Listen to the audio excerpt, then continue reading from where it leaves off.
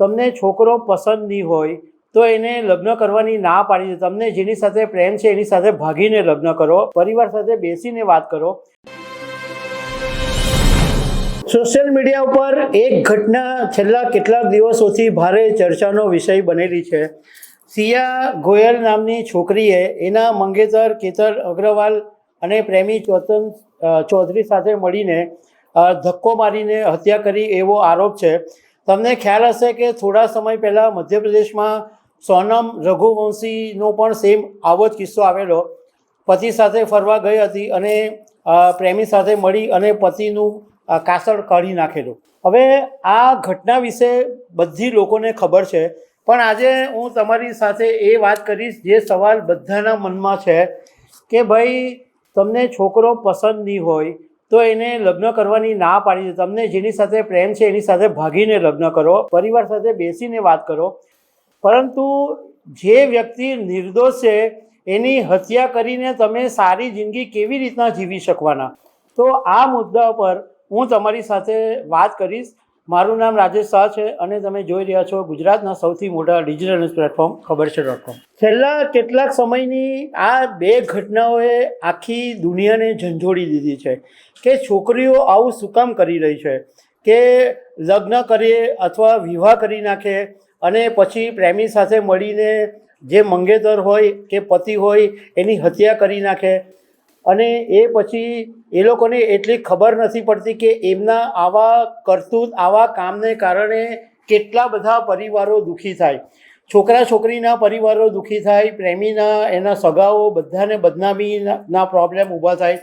હવે આ સિયાના કેસ વિશે તમને થોડીક સંક્ષિપ્તમાં વાત કરું તો પુણેમાં રહેતો કેતન અગ્રવાલની સાથે સિયાના વિવાહ થયા હતા અને એનો મંગેતર કેતન અગ્રવાલ રિયલ એસ્ટેટમાં બહુ જ સારું એનું નામ છે. રિયલ એસ્ટેટમાં સારા એવા પૈસા કમાયેલા છે અને એનું પરિવારનું પણ એક રેપ્યુટેશન છે. કેતન અગ્રવાલની સાથે સિયાના વિવાહ થયેલા પર સિયા ચેતન ચૌધરી નામના એક યુવાનને પ્રેમ કરતી હતી અને એક જગ્યાએ કેતન અગ્રવાલ સિયાને લઈને ફરવા ગયો અને ત્યાંથી એને ધક્કો મારીને એની હત્યા કરવામાં આવી.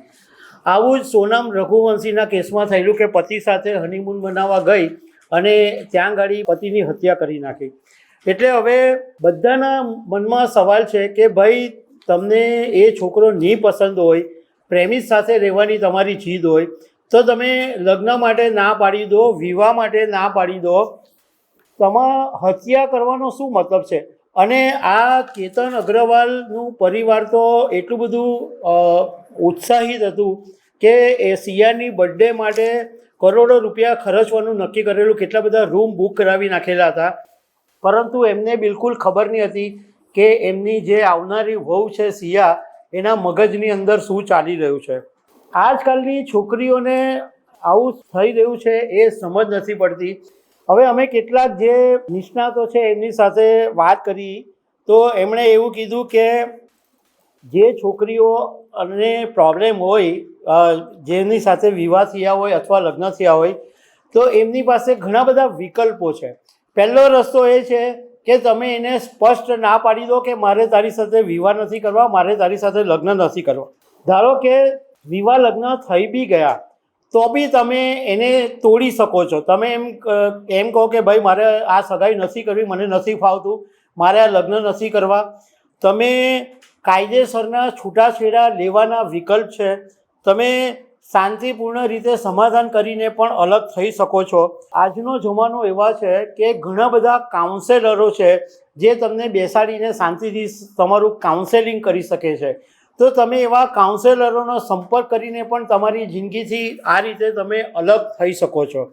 હવે આવું કરવા પાછળનું કારણો શું છે એ બાબતે નિષ્ણાતોનું કહેવું એમ છે, ઘણી વખત છોકરીઓને એવો ડર લાગે કે આની સાથે લગ્ન કરવાની કે વિવાહ તોડી નાખવાની વાત કરીશ તો પરિવાર, સમાજ, આર્થિક કારણોસર સમસ્યાનો સામનો કરવો પડશે, સમાજ શું કહેશે, પરિવાર શું કહેશે, એવો ડર રહેતો હોય છે.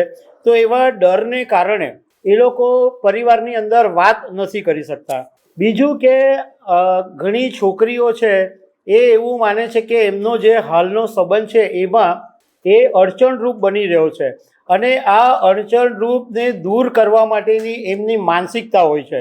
બીજું કે કેટલીક છોકરીઓ એટલી જિદ્દી હોય છે કે એમના મગજની અંદર એવું નક્કી કરી લે કે મને આ જ જોઈએ છે, પછી એ જ જોઈએ છે એ મેળવવા માટે એ કોઈ પણ હદ સુધી જઈ શકે છે.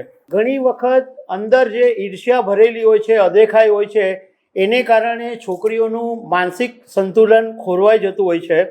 બીજું કે આજની તારીખે મીડિયાની અંદર ઘણી બધી એવી ક્રાઇમ સિરિયલો આવે છે જેમાં આવું જ બતાવવામાં આવે છે, અને એનો જે નેગેટિવ પાર્ટ હોય છે એ છોકરીઓ પહેલેથી એક્સેપ્ટ કરી લે છે. સારી વાત એકચ્યુઅલી ક્રાઇમ સ્ટોરીનો જે એંગલ હોય છે એ આનાથી બચવાનો હોય છે, એ પોઝિટિવ મેસેજ હોય છે, પણ એને બદલે આ લોકો નેગેટિવ સાઈડ પકડે છે કે હત્યા કેવી રીતના કરી શકાય અને કેવી રીતના એમાંથી બચી શકાય એના હથકંડા કરતા હોય છે. બીજું કે પ્રેમના મોહમાં આવીને છોકરીઓને એ પણ નથી સમજ પડતી કે આવી હત્યા કર્યા પછી પોલીસમાં પકડાઈ જશે, ગમે એટલી તમે હોશિયારી વાપરો પણ તમે આખરે તમારું પાપ છાપરે ચડીને પોકારતું જ હોય છે, એટલે પોલીસમાં તો તમે પકડાઈ જ જતા હોય. પણ આ કાયદાકીય પરિણામો, સામાજિક પરિણામો શું આવશે એની જરા પણ આ છોકરીઓ પરવા નથી કરતી. હવે આ સિયાના માતા પિતાએ એવું કીધું કે જો અમારી છોકરી ગુનેગાર હોય તો એને જ્યાંથી કેતનને ધક્કો મારેલો ત્યાંથી જ સિયાને પણ ધક્કો મારી દો, કારણ કે એણે ગુનો તો કર્યો છે. હવે હત્યા માત્ર એક જ વ્યક્તિનું જીવન છીનવતી નથી, પરંતુ બંને પરિવારો વર્ષો સુધી બદનામી અને કાયદાકીય ગૂંચવણમાં ફસાયેલા રહેતા હોય છે.